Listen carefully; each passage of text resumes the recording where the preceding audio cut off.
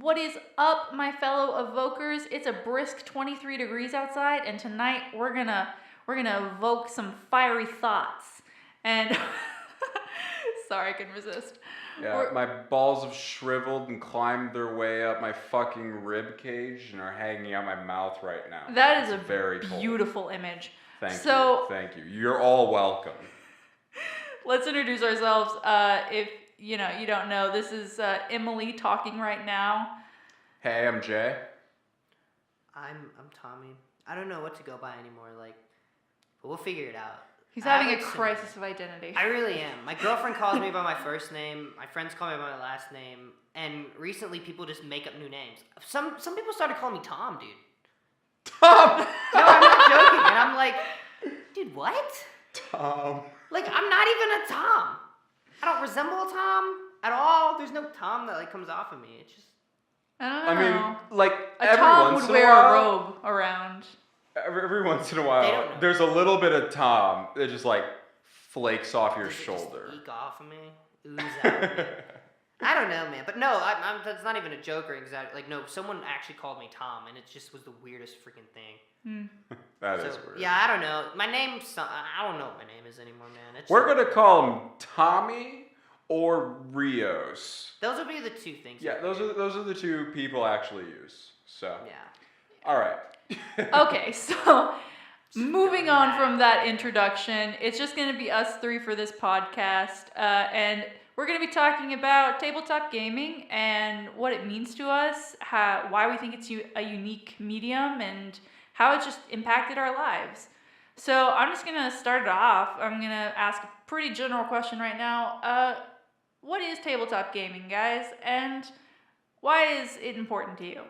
Well, Emily, I was hoping you would No, hold on, wait. Can I say something real quick? I love it. I love this topic because, it's something that we've all, done for years, and it's something that we're really passionate about, and something that, eventually we're going to, really try to break into and, not sell to people, but, provide for people, you know what I mean? It's going to be a real center of this company. Yeah, and it's also going to kind of show, that we're, nerds and everything. But, yeah. I mean, it means a lot to us. But just, how we presented this topic, and it's just feels like a college project of just how is this important to you and why? And then it's just I don't know. We need you to do a 4-hour freaking audio recording explaining why this thing's important to you. A fucking symposium. Dude, exactly. An 8-page report. I'll need you, yeah, exactly. And I'll need you to write a freaking 8-page essay explaining why it's better than the United States government. Okay, go. And it's wait, what? Well, it works. Yeah. Whoa. Okay, hold on. No, I just randomly pulled out an extra. Sorry. Okay, my bad. Why tabletop works better than I don't know society. Okay. We're done. Anyway, it works. Geez, chill, people, chill. Okay, going back to the question, going around, Jay. Yeah. So tabletop is really hard to describe in the sense that there's a lot of things that could fall under that category, but there's only really one thing that defines it. And I would say it's any game where you're playing at a table and the goal isn't just to win. I think that there's a lot of board games that could be considered tabletop games. Typically, the goal of the game itself, there are one-shots where you kind of just play once, but generally, the goal of a tabletop game is to go much longer than that. We, for example, just wrapped a 3-year game. Mm-hmm. And it was woot woot pretty much every weekend. There were a couple weeks there where we played 3 or 4 times a week. But then there was also some where we completely skipped. There was a couple months out of it, but I mean, all told. Funny part though, the couple months out, we freaking would switch over to another tabletop game to try to speed up the process on that one. Yeah. I mean, all told, we've played probably a 2-year time frame, 2.5 maybe, of weekly games if you kind of split it out with all the different games we did over like 1 week, you know. Mm-hmm. But basically, it was a lot. And I think that it doesn't all have to be that long, but I think tabletop is defined by not necessarily commitment, but investment. Personal investment, not monetary, but like your fucking heart, man. Like, you care about a tabletop game in a way you don't care about a game of Yahtzee. You know what I mean? Yeah, but But I really But I fucking, fucking love love Yahtzee. But Rios, Uh-huh. how would you define tabletop gaming and what it means to you? okay. How would I define it though? It's definitely like it is definitely not like when you play a board game, because a board game is just meant to like you come in on a rainy day and you do just that, and you know, Right. you just play a game just to pass the time. And yeah, you can do the same thing with D&D or anything. I'm gonna say D&D a lot when I talk about reference tabletop, because that's, you know, the Dungeons and Dragons. yeah, That's that's the like most basic one. that. Well, yeah, but it's like the token for tabletop. Like Yeah, even it's in, the and most like known. everyone knows that. Mhm. Like even if you don't even know tabletop, you at least heard that name maybe Right. in passing. It was on Stranger Things, you know. Right. So for me, what makes it is it's definitely it's the community of just like it's what you're able to do with your friends, especially when you live somewhere like me, you know, here in Oklahoma, in a small, not like small town, but you know, just like a very boring city, like me, you know. I'm not afraid to say it. I live in a very boring city, and I'm pretty sure half the people my age would agree. So, you know, it's just something to, you know, pass the time, and it gives you something to look forward to on the weekends. Well, like, and if you're wanting to break away from like the average, just like going out and partying and stuff like that. in a way that you so can't here. Like, Yeah. there used to be nothing. Like, you could go to the movies if you had the money. You could and, go like, bowling, you maybe. could go bowling if you cared, or like golfing. If you or have the money, something. maybe you can go Yeah. do that rock climbing stuff. But or like something. most of the time, dude, Yeah. you're figuring shit out. And like, that's not just here, that's tons of places. You know, I'm sure there's a lot of people who don't know that this exists, you know, and Yeah. it's easy to write off You can- Dungeons and Dragons as this super nerdy thing. I mean, hell, for the longest time in my life, I was a hardcore anime nerd. I played video games. I wanted to make video games. I wrote stupid fantasy novels when I was a kid. And I still saw Dungeons and Dragons as like the most fucking nerdy insane, thing. like this dude sitting there with a fucking piece of cardboard pretending to be a dragon. I'm Dude, you like, know how long they're it took all you- fucking after this. it took you so long to get me convinced to even start it.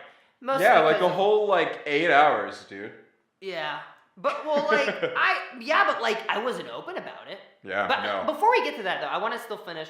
D&D just kind of adds more variety. It's like, oh, this is something else I can do that's fun, you know, and just like another activity, you know. And there's game shops now that are doing Yeah. it. Mhm. That's a cool concept. I want to get into that a little bit later. It's so funny that you mentioned that it's an activity you can do instead of other activities, because today I actually got asked if I'd ever been to a party where people were doing drugs. And someone at my work asked me this. And I just kind of looked at him and I go, no. And I was like, I've never been to a party with kids my age, not a party like that. You know, I've been to like family gatherings and shit, but not a party. And he was just like, really? Like, what do you do to hang out and stuff? And I'm just like, well, one, not drugs, but two, like tabletop. Like, I realize that what I do when we all hang out most of the time is tabletop, or we're talking about it, we're playing it. And it's such like a wholesome, and it doesn't have to be innocent. I love you, Emily. But I freaking love you. You're just It's she's so real cute. wholesome. except for when it's not. No, No, but I just also- wait, just wait, just let me it's just finish. How it was leading up, it's like, yeah, I don't do that drug shit, man. I just sit inside and play D&D. It's so wholesome. Just let me finish. Just let me finish. Stop We it. just kill innocent people. That's all. It's totally wholesome. No, it just sounded like a Christian anti-drug PSA for a second. Ugh, don't. I don't Sorry. do drugs. Stop it. I don't do do tabletop drugs. I under the sit watchful down. guise No, of Jesus. you guys are misinterpreting it. It's just No, Emily. for me, we're I don't fucking understand. with you. Yeah, no, I Yeah. know. Well, stop. No, I'm sorry. Okay. Keep going. Okay, go ahead. Sorry. Okay. No. Because it's not that like I care if people drug. It's just like I'm like, why is that fun to you? Right. Well, no, Anyway. and this isn't like none of us are like anti anything. Well, at least I can say for me too. Like I'm super like I lean more on like do whatever the hell you want if you don't affect. As long as your freedoms don't encroach on another man's freedoms. Yeah. Go for it. That's pretty But much. I I'm think just that's the saying, belief of like, the group. Yeah. I think even Emily, what she's trying to say too, it's just like you do the same thing so much, and it's like, Right. where's the fun in that? It's like sitting at home Right. getting stoned all the time with your friends. Like, yeah, it's fun the first couple times, but like, dude, it loses its flair after a while. But Instead of spending 3 hours on Facebook and Twitter or Instagram or Snapchat or whatever the fuck you're doing, or watching some meaningless reality TV show that's actually all fake and not even real, do something, like create something. Like that's the thing I love about Tabletop is that we've all created so many amazing stories through it and inspired each other through these stories. I mean, like Elizabeth is one of the coolest characters in my eyes. Like I fucking cried after our last session. No, I don't. And like I still And tear. Elizabeth was your character for the 3-year thing that we were talking about that we just finished. Yes, she was.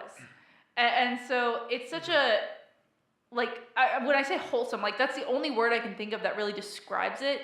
It's just a unique experience that, like, you don't get anywhere else. Like, no one does stuff like that with their friends anymore because it's How all about- social media. Dude, and that's a really good point. It's like freaking back in the day when you were like 12 years old and you had all your friends come over to play like Call of Duty or something, Right. and like you're all like gathered around the controller having like that time. Like it's kind of like that. Like the Dude, that old shit fashioned does thing. not exist anymore. But also, too, though. especially in a world like nowadays, man, when you're growing up and everything, and it's like all your friends are kind of going distant, you just want to freaking chill with your bros or something, Right. like. Right. And it just gives you something to do where you can get everyone in a house together because it's so hard keeping up with people nowadays. Yeah. And it takes you away from like the stress of the world now, like because with social media and the news becoming such a huge like factor in everyone's life now, like it's hard to get away from that stuff when you're getting a notification on your phone every 5 minutes about the next shooting or the next Amber Alert. It's like hard to get away from that. But like if you just turn your phone on silent and play with your friends for a Saturday morning, afternoon, like it's really stress relieving and relaxing. Man, it really is though, man. And people might be looking at like that's so like immature or something, but like, man, is it? Or because these are the same people that are like stressed out at work all the time and Yeah. just like, I don't know, they just hyperfixate on the wrong things, in my opinion. I'm not gonna tell you to live your life, but like, you're the same people that will post about your depression all the time. No, right. But these days, and it's I'm like this at is just work. an outlet.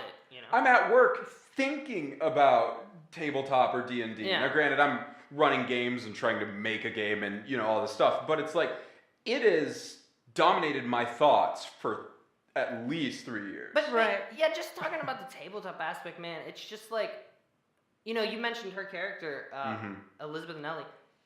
There's like I don't know, there's a beauty in it, and with some people, like the people that like want to escape and everything, like you were saying, Em, and everything. Yeah. I noticed it so much because like you really, really, I remember in the beginning especially, you really did use that character as an escape. No, and I could absolutely. Totally see Like it. when I posted on Facebook something and I kind of hinted at it, but Elizabeth, like this is gonna be hard for some people to like swallow and like take in because especially if you've never played tabletop. But I have anxiety, and I've had anxiety I was diagnosed around the same time that we started playing tabletop, and she really, I speak of her like she's another person, but she really did help me learn to like cope with that because I could put all the pain or fear I was feeling and express it through her.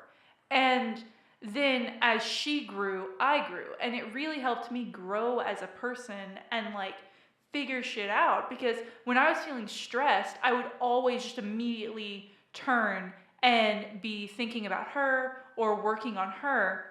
And to a lot of people, that may sound like I'm trying to avoid my problems, but it actually ended up helping me in the long run because I was trying to fix this fictional character's massive problems and in turn realize, my problems aren't that big. They're actually pretty small. And if, I can create something in my mind, this person who can handle all of this and be this strong, independent woman, then I can do that as well. If I can create that, I can do that. Right. I have 3 things I want to say. The first one, yeah, there were some times, man, I really saw that. You got so meta during some of those sessions. Yeah. And I was like, man, her best acting isn't even acting. It's just projection, and I love it. No, it was great. But, but it was just a great thing. The second thing is, bone-chilling screams. yeah, oh, yeah. Yeah. Dude, it would freaking shake me to the soul, and I'm like, so oh, sorry. gosh. I made your guys' ears bleed. No, it was awesome. No, but it was though. great acting, and I would it was so it made rather the game have feel that. so more. It made the game feel so much more real. Yeah, I would so rather have that at the table than apathy. Exactly, and It makes it feel real. It gives people who in the moment may not be as into the game are immediately pulled in Off-put. when they hear that much emotion. It's off-putting in a good way. Yeah. That's You know what I mean? I remember when I first started playing tabletop, and I remember... You were so quiet, actually. Well, exactly. Yeah. No, and like... That's why it was so weird for me when you first did it, because I was like, wait, what? No. What is this 180 turn from this bitch? Yeah, when I first started playing tabletop, I was super shy, and even Uh-huh. then as a person, I was really reserved.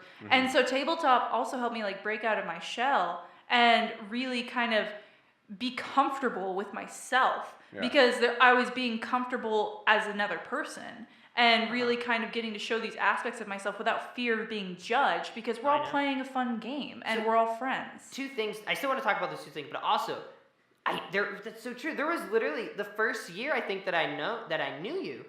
We had never had a legitimate sit-down conversation. You were so shy until like we legitimately talk about being united at a table. We legitimately got to know each other better. Yeah. Playing the game than anything.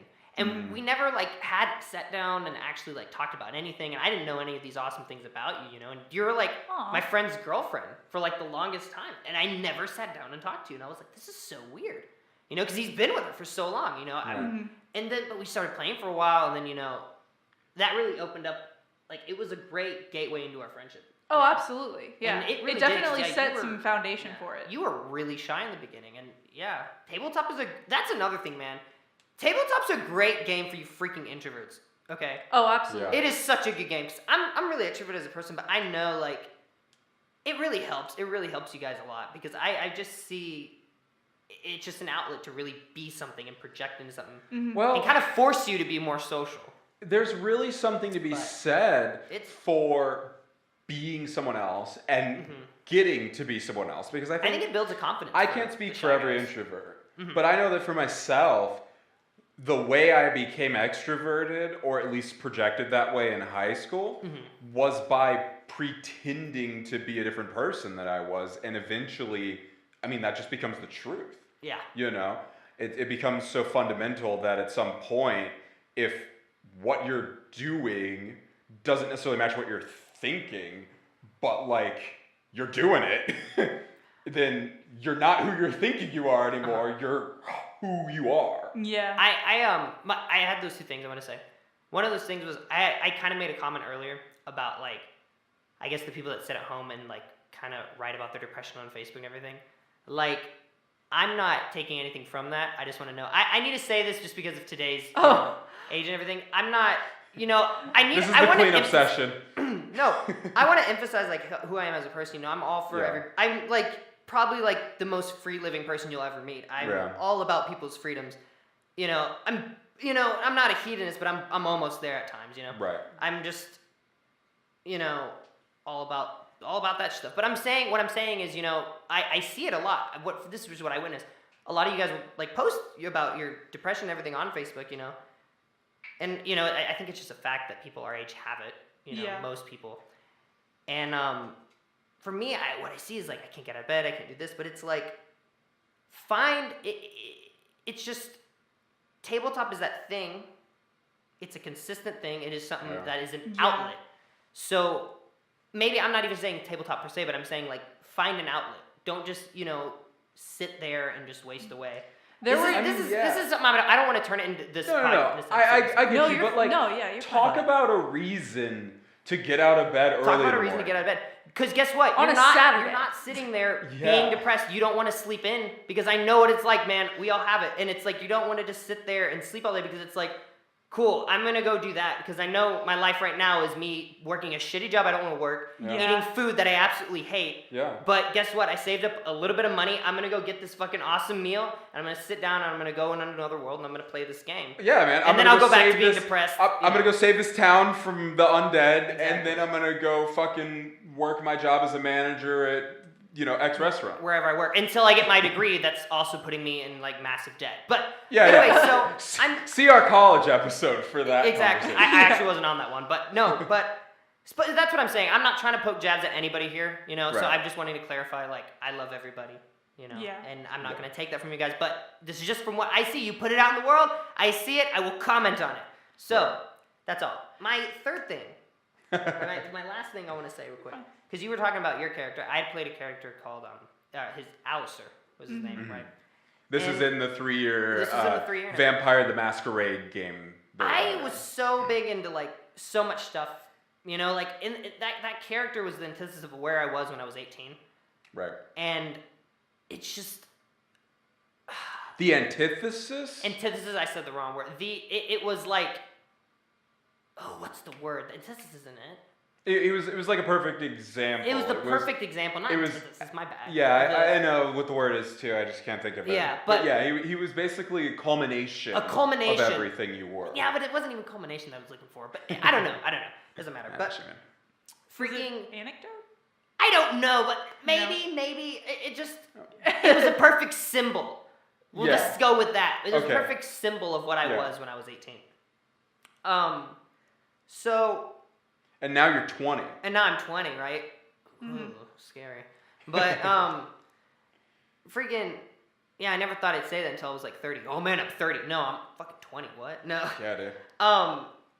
So it was that time where me personally in my life, and I think a lot of people too, I don't know, when you're 18, when you first graduate and everything, I was so like confused, Oh, dude. Yeah. And I just kind of saw the world as like this insane thing. Everyone's telling you what to do. You got to do this. You got to do that. You got to go to school. You got to get a trade. You got to go into the military. You got to do. And I had all that thrown at me, and I didn't know what to think. I was like, what the fuck? Excuse me? And this was also right around the time where I kind of just secluded. Right. I personally like went on all these like conspiracy sites, stuff like that, and I gained a bunch of weight, grew a bunch of hair, like drank a lot. You want to talk about depression, people? Oh yeah, I was there. They saw me. I was like the walking embodiment of depression for a little bit. Right. He's like, the Earth might not be flat, but what if it's an oval? What if? No. I actually wrote a whole thing, dude. What if it's a fucking fidget spinner, right? No. I remember. back in the day. I actually remember. Oh no, and they that all post. believed it. I did it because Oh my this is when I God. realized that the conspiracy chats, some of those were like absolute jokes. There were some good ones on there that made they had some legitimate strong cases and facts. Right. But there was also some that were just like, you know what? I'm going to write this and I'm going to see what happens. And there was a few people that genuinely believed it. Pizza is a mind control tactic. No, they were just like, though the companies are honestly showing us, a model of what the world really is, so that like they can really tell the truth. Because if they came out openly about it, they'd kill them. Anyways, Okay. but no. So that character though was just it was where I was at, man. There was a lot of stuff that happened, in my life. I'm not saying like, my problems are so drastic and so crazy, but I'm just saying there was a lot of stuff that really hit me personally. Yeah. And my whole like everything on the world, I just needed a break. And everything that I saw in the world, everything to me just looked absurd. Right. Everything, like just the concept of this, that, doing this, taking out large sums of money to never be able to pay it back, or just fucking getting a trade and not enjoying that, and then just I have this trade, but I have no passion for it. I don't like this. I don't enjoy it, and then just dealing with it because you know what, you'll be happy in the end because you'll have your family and you'll be able to provide and do it this way. But I don't know. Everything just looked insane. Yeah. Everything looked crazy, and then my character it really showed in what he was. He was just Who was he? He was, you know, this conspiracy theorist who he was a Malkavian, which in Vampire was like, you know, they were kind of like the psychotic, like they were like the insane people that like told metaphors and everything, and they saw, you know, something sane within the insane. Yeah, it's really they're made with this sort of when they're made into a vampire, they're given this sort of insanity that they can't get rid of, and but they're like linked. they justify it with Well, they know. become linked to this sort of metaphysical entity that is almost like a hive mind that allows them to sort of gain insight from these different sort of like schizophrenic visions. But to me, I don't know. I loved. Well, they each have their own thing, but like that's what it was. It was just what I really enjoyed was that he saw it as almost enlightening and like being insane and everything, or just like what he was and everything, what he had. I remember Just for a amazing. while you were trying to convince us all that we needed to get more enlightened, that we needed I to know, it was great. attain enlightenment. Yeah. I remember that in as season in 1. insanity. But and Yeah. no, and this is what I actually think as a real person. He tried to bird box them. Pretty much. but this is what I think as a real person. But I am just saying, like, I don't know, man. Everything was just so crazy to me. There were so many changes happening, and that was just that character that just helped me kind of like realize, like, dude, I need to just chill out. You know, things are gonna happen, but like, I gotta find something positive here, or I'm not even that. I just gotta find something to hold on to. You know, because there's like a lot of changes. Everything's weird now. I'm growing up. Like, it's just time to do that. So, Yeah. Yeah. Especially with his ending, man. That was so crazy, you know? He ended up, you know, getting this thing where he just wasn't insane anymore. That was gone. After going A through, like, magical so kind many... of item. That Yeah, took it yeah. away. And then there was, like... There was so much... I'm not going to sit here and try to explain the whole story, because that's, like, this is 3 years of story I would have to explain. Well, actually, Em, if you want to talk about that for a second, it's a good place for a plug. Yeah, Oh, there we go, go for it. let's not give any spoilers away, because on my YouTube channel, The Pensive Fox, I will be running a campaign diary set in the perspective of Elizabeth, but I will be telling Alistair's story through that as well. And, As well as all the other characters. Probably, I haven't told you about this, Rios, but I'm probably going to have you on the channel to help me tell your side of the story. I would gladly want to be on. Yeah. Yeah, but so you guys be looking out for that. Yeah, so is there anything else you want to add about Alistair and what he taught you? No, that's all for now. Okay, Jay, what about you? Rios and I have both talked about characters that have changed us, and although you were running the vampire game, is there any characters you played in Tabletop that kind of taught you something? Or helped you realize something? My first ever character, his name was Michael. Oh my god! Mikhail. I'm sorry. Mikhail. I know, I just now remembered. Oh, we live with a man. Michael, isn't that crazy? So I No, I'm just- loved The Witcher. I still do. I remember Amazing. that character. But I based him off of Geralt, but like younger and like way more of an asshole. Not like a like gritty, mean, fucking grizzled Witcher, but like a young, just fucking like full of himself, narcissistic, thrill-seeking, just like monster slayer. And in playing that character, I learned a few things. One, I'm an awful player. Like, Oh, he's so bad. He loves to break the game. Recently, I've tried really hard to find a way to be a player who is passive and supportive and secondary. But I have this real, just like gnawing need inside of me to fucking own whatever thing we're doing.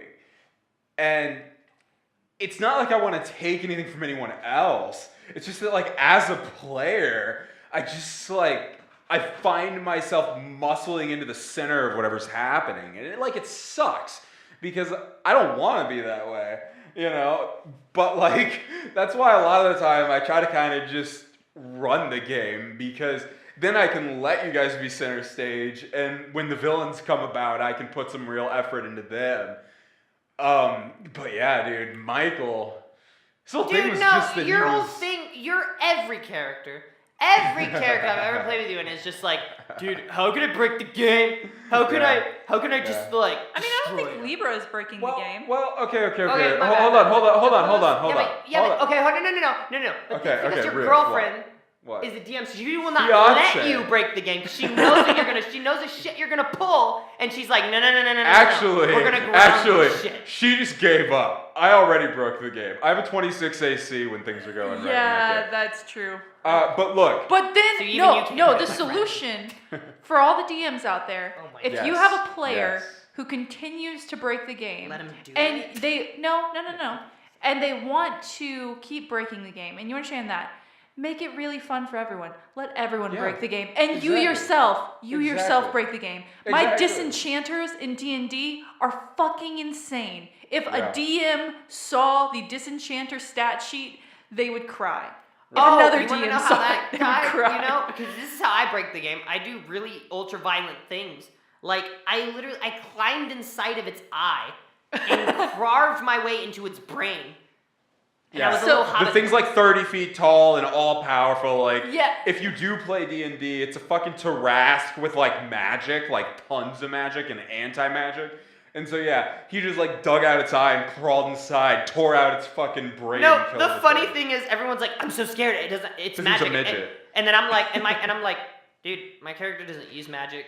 Yeah, Yeah, He's he was a like- midget assassin, so he just like clawed into it and ate its fucking lunch with his dagger. Yeah, basically imagine an armored mammoth with a spiked tongue, and if it wraps its tongue around you, it starts draining you of spells, and each time it drains you of spells, it gains more speed, more actions, And more power in general.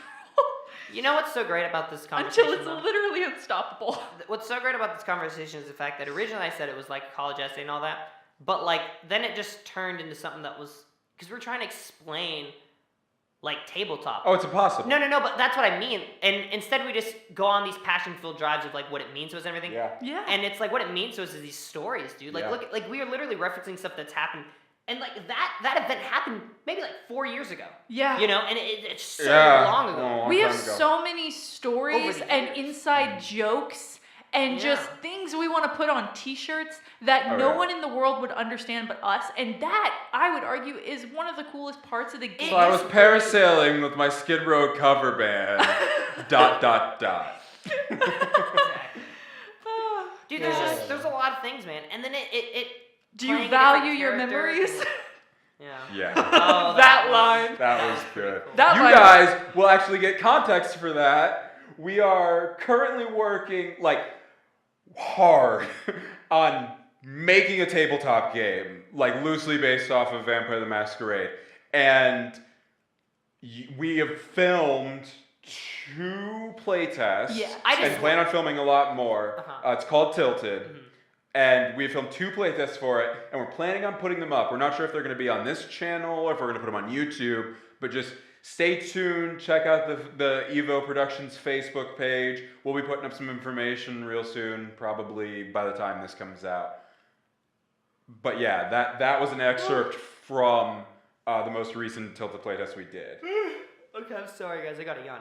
I've been working like all day, and I've been up all night. So like, I'm sorry. But Up all night no. to get working. No. So literally, I want to say something about my character in those 2 playtests. Terrible. I've made better characters. I've made better characters that are way deeper and like way more intriguing, you know. But I had more gone into it looking at it like, oh, this is a test thing. Well, and it then I is. figured out we're recording. And I want to say something too. You know,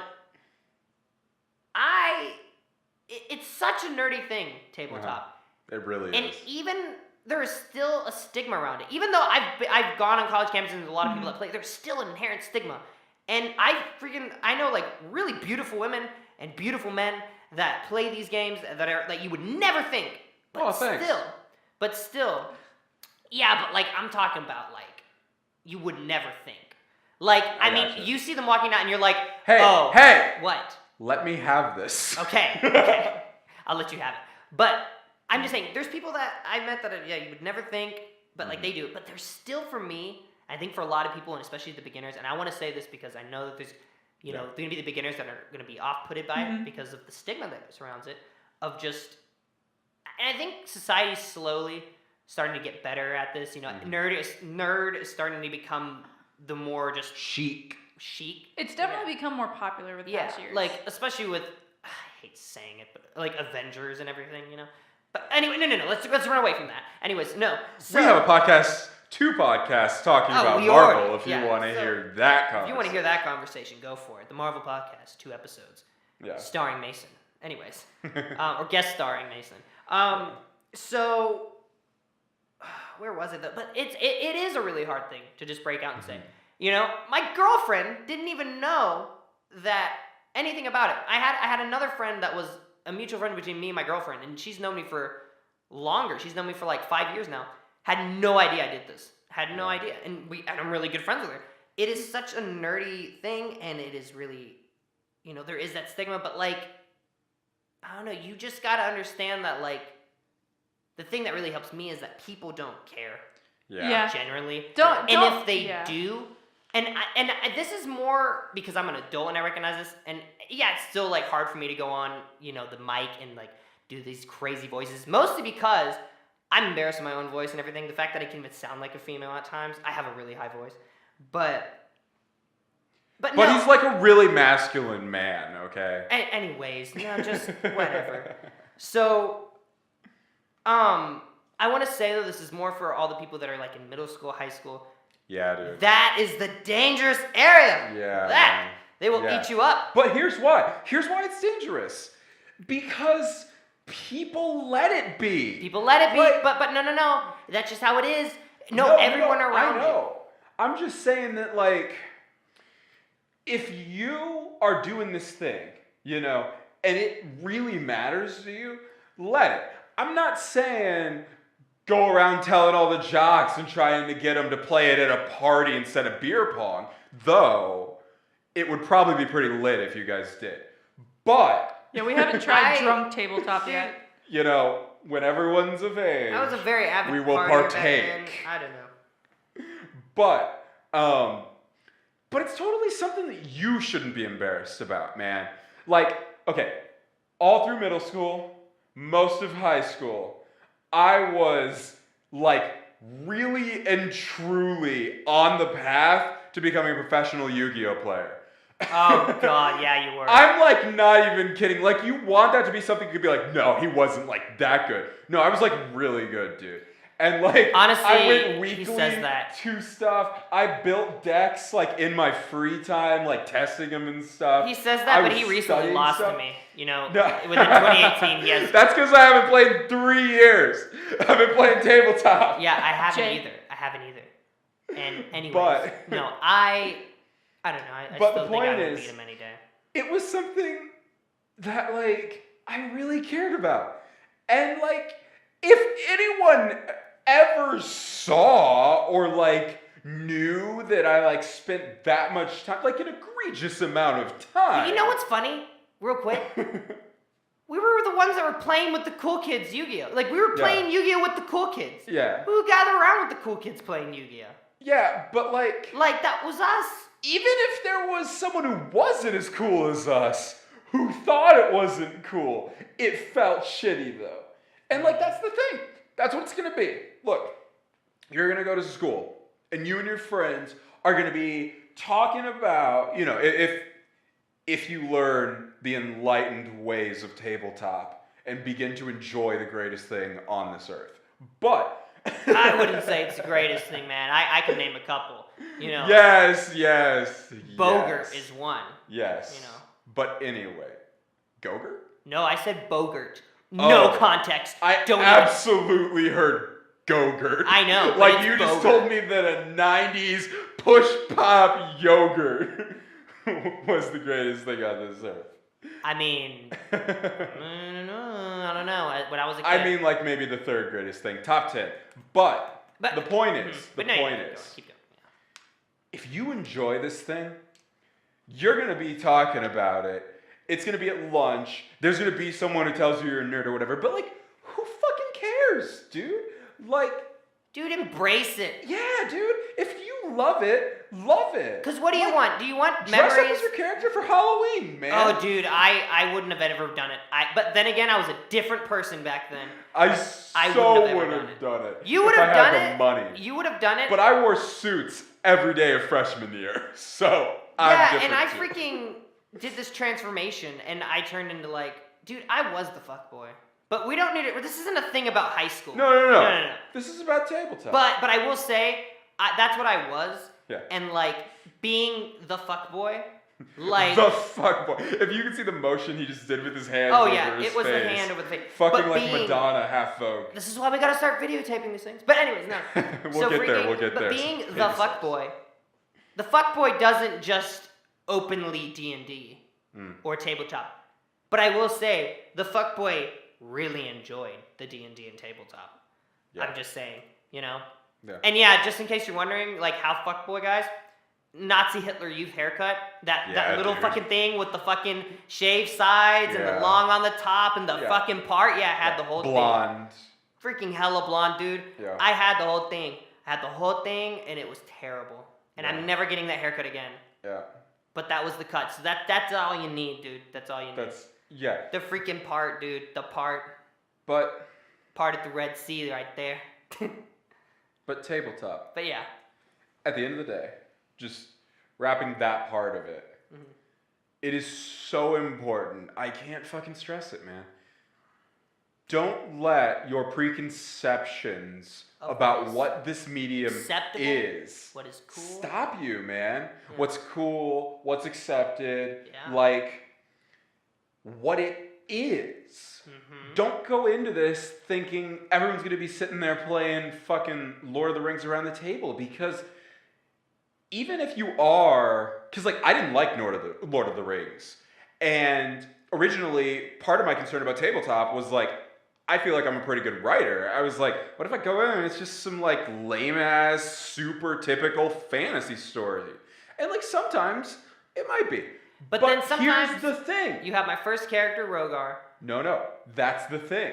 The thing is, if the GM isn't running the game you want, any GM who listens to this is gonna fucking hate me for saying this. Oh no. Make it the game you want. Because you fucking can. Because Rios' first character was a fucking white dragonborn monk who just was like with a retractable penis. Oh shit, he was. He had a retractable penis. For no reason. Crazy ass anime frost powers. Crazy ass anime frost powers. But like, and like, yeah, it was great. We're playing with a guy right now in Emily's campaign who's playing a bear. Like, not a bear person. Well, real quick, because like a bear kid or like a werebear. A fucking grizzly bear. Yep. Bard. Like he plays instruments. He plays fucking drums. Okay, with a grizzly bear. With a squirrel that is his best friend who lives in his fur. Look, this game cannot stop you. The GM can't stop you. I do want to say something real quick though. I get that, but anyways, there's stuff like, yeah, I get it. The DM can't stop you. The whole purpose of the DM, GM, whatever you call it, is for the players to have fun and also make a story that is no. Make your story, GM, right.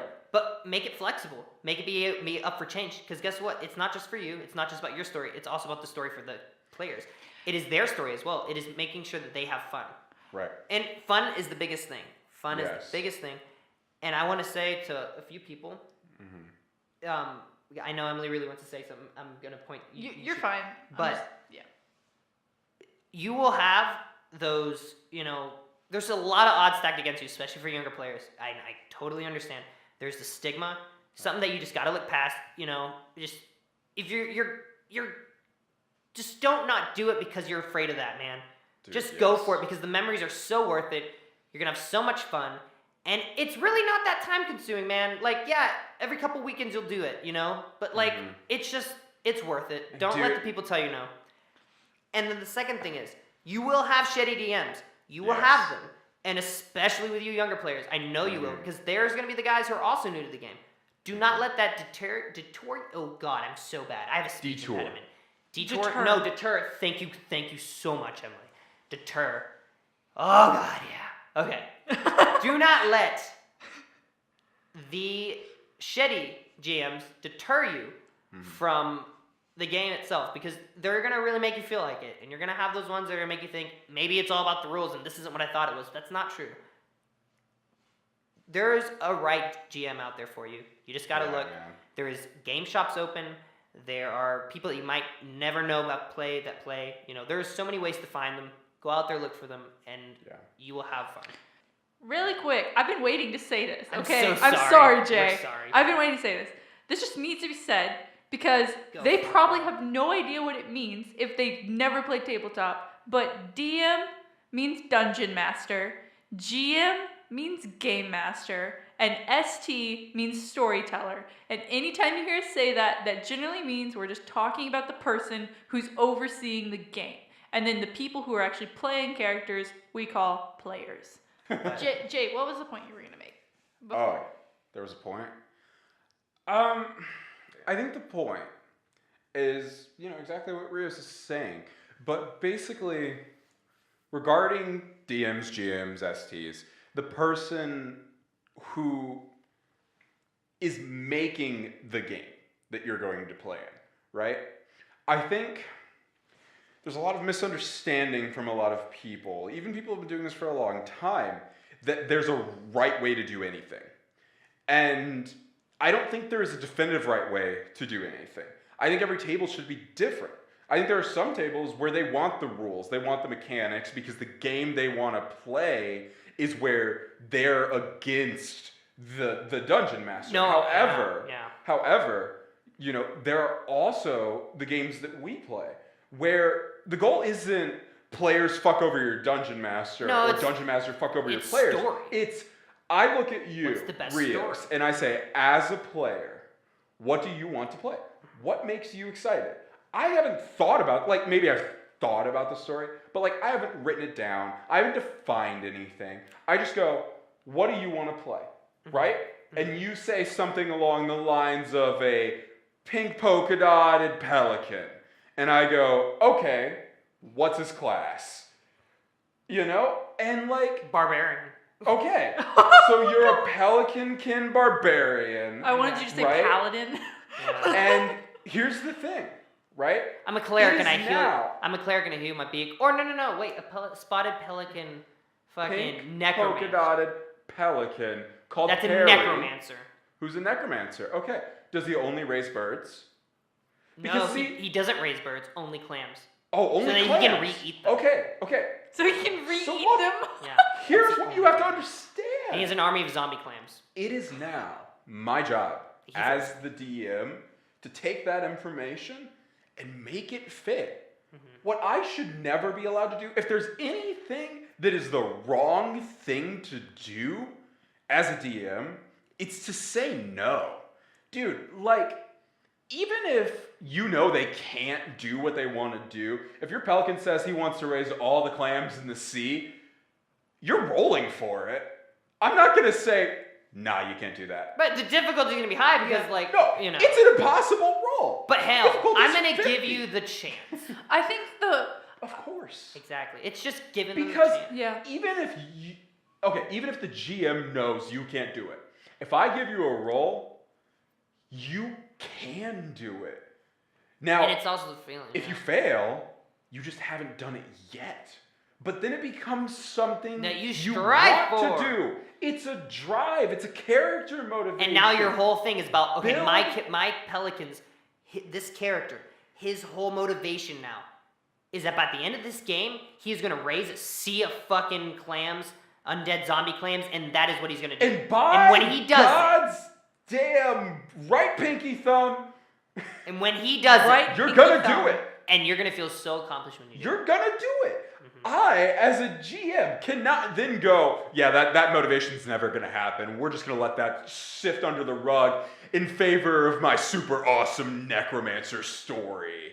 My fucking Exactly. cult story. It's no, dude. The goal of the game is for everyone to have fun. Yeah. As a player, worst game I ever played in. So my favorite class, for those of you who are familiar with Dungeons and Dragons, is the Wild Magic Sorcerer. And I never got to play that class because every time I wanted to play it, the DM who was running our campaigns at the time would give me a reason why I couldn't. Like, oh, someone else is playing a sorcerer, so you should play a different class. For party balance. Yeah, for party balance. But then the next time I tried to play a Wild Magic Sorcerer, they said, no, I just hate that class. You can only be a Draconic Sorcerer. And it was really infuriating to me because my favorite part of the Wild Magic Sorcerer is the fact that they can't really control their magic. Like, that was the whole point of her character. She didn't know how to control her magic. So then, the whole time during the game, I would just say randomly, I fire off this cantrip. And he would be like, what? Why? You're not in combat. And I'm like, she's nervous. And it would continuously get more frustrating for them. And and then I would get punished for it because I think at one point I was in the same game, by the way. Yeah, we all played in that game. And yeah, I would get punished for it because they just didn't like that I wanted to play this character who couldn't control their magic. And as a DM myself, the most, and a player, like just from my perspective as a whole on tabletop, the most fun you're going to have with your friends is when there are no limits. I let my players play whatever they want. Like the Michael who built the Bear Bard, he was a little bit intoxicated when he built that character. So only a little. No, he was drunk as hell. Only a little bit. And I let it happen because I was like, you know what? There's nothing in the book that says he can't do it. And if that's what if that's the character he wants to play, like when I say, what do you truly want to play? And you look me dead in the eye and say, I want to play a bear who plays the drums. Like, how can anyone say no to that? And it makes the game so much more fun because then you come up with reasons like, okay, why are you a sentient bear? Where did you get the drums? Who is this squirrel friend of yours? Where did you meet them? And then you get to build a story around them. Like, it makes the game so much more fun when you can do stuff like that. Like this ridiculous, crazy shit. Because the point of tabletop is to have fun with your friends. And I think that gets lost in translation a lot of times, especially when you have a bad DM or GM who is really rule mongering. And I'm not saying following the rules is a bad thing, but when the rules are literally oppressing the fun of the game, then it is a bad thing. And you have to fit your rules to the players. We homebrew and change rules all the time, sometimes on the spot, because we're like, why is that a thing? This would be way more cool. This would be way more fun. Let's just change it. And I don't care if my players are overpowered for their level. If I see that they're way more overpowered than the enemy I created, I just bump up the enemy's stats and make him more powerful in the moment.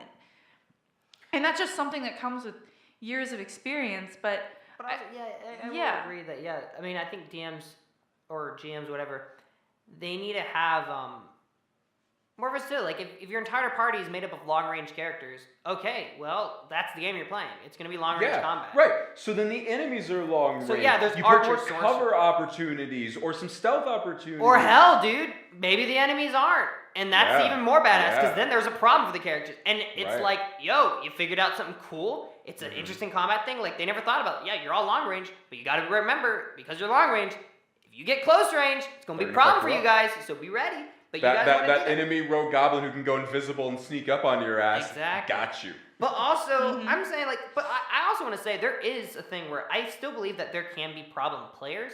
Of course. Yeah. But I think that it's more rare, and that in those instances, it's not because they're trying to break the game or stuff like that. It's stuff that's like, dude, most of the time when I have had a problem player, it is because they don't want to play. Exactly. Yeah. And it is it's not the game hard to tell that because sometimes they don't know. They're trying to have fun. But maybe it's not the right kind of game for them. That's the other thing, though, too. And that's the thing. I would argue that there is a right game for everyone. And I want to say something. That one DM that me, Jay, and Emily, we strongly disliked because he didn't cater our things and everything. We played with a guy who really liked his playstyle. Yeah. Guess what, though? That guy was an engineering major, and that's just the kind of stuff he liked. He loved doing the combat against The the mechanics and He the loved the strategy mechanics. of He it. loved how to And figure that out is how a to game work for around them. someone. Because it was a game of chess form and stuff, and that was Dude, fun. the worst game. But it or wasn't the for us worst because we're all DM story orientated. We're all flexible. Let's just like play this anime kind of thing. Right. Like we have a certain vibe. But yeah, that's just. But like the worst DM, the worst table for anyone, right? Maybe the best table for someone else. Like I wouldn't want to play in a game where people don't take it seriously. I wouldn't want to play in a game where it's a bunch of ridiculous shit with the DM who's just like making a bunch of jokes and stuff. But I'll bet 3 drunk college kids who are just trying to have fun after midterms are gonna have a fucking blast at that table. Exactly. Yeah, and just They because don't think they've been thinking that, yeah. just because he's a bear bard doesn't mean my campaign's ridiculous. By the way, I No. made them cry the last session we had, so She actually made me cry. Dude, I Yeah, that literally was just intense. wanted to play a pyromancer, and it got way deeper. Yeah, it did. Yeah. I just wanted to play a I was fireman- just playing fire a user. funny kind of like weapons dealer, and then she killed my mom in front of me, and I was like, fuck. Yeah.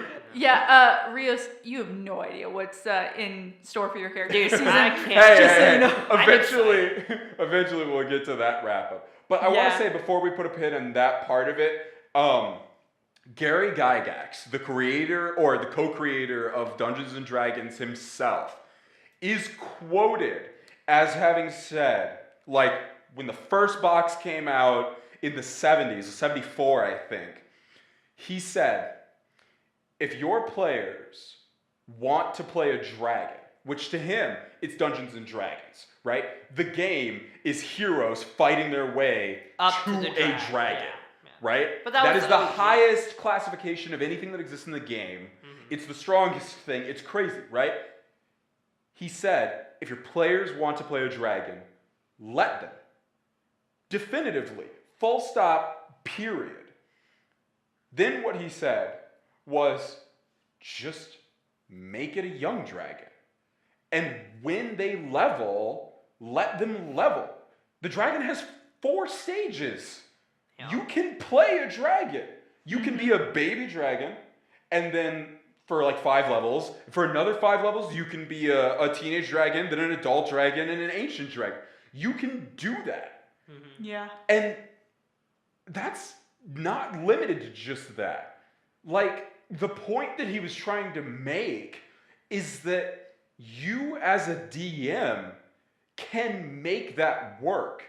There is no rule ever that says a player can't. No. Really? Dude, like, literally, there what I are, there wanna are say, things though- you can't do, Yeah. like, rules-wise. But, like, in terms of I as a player want to do a thing, there's really never reason to say no. But I want to say too, literally all that tabletop is an outlet for the imagination. So Yeah, like, man. is there any restrictions on your imagination? No. Yeah, dude. I mean, maybe Tabletop for is some of us, but no, I'm just kidding. But no, like there's really is no restriction of imagination. All that it is, the whole platform of what tabletop is, and all those different games is, hey, here's a platform to add some structure to your imagination and just let it roam free, and to turn it into a game. Yeah, So that's all it is. And it's like, okay, here, we're giving you all this stuff to make it easier, so you're not just sitting there thinking of all up in your head, trading back and forth with your friends in a circle. You know what I mean? Right. It's like, hey, here's a piece of paper, here's this, organize it down, there you go. You have a Right. game. Okay, so that's going to conclude our conversation for today. We definitely hope we evoked some thoughts, inspired you to go out and join a tabletop group or start one with your own group of friends. This conversation ran a little bit longer than we intended it to, but that's not a bad thing. So we're going to split the recording up into 2 parts. So there will be a part 2 posting soon after this part 1. So stay tuned for that. And as always, thank you guys for listening. We appreciate your support. Leave us any comments or questions down below, and we'll try to get back to you. Okay, peace Yeah. out. Thanks, everyone. Oh, yeah, go roll some dice, guys. I don't know.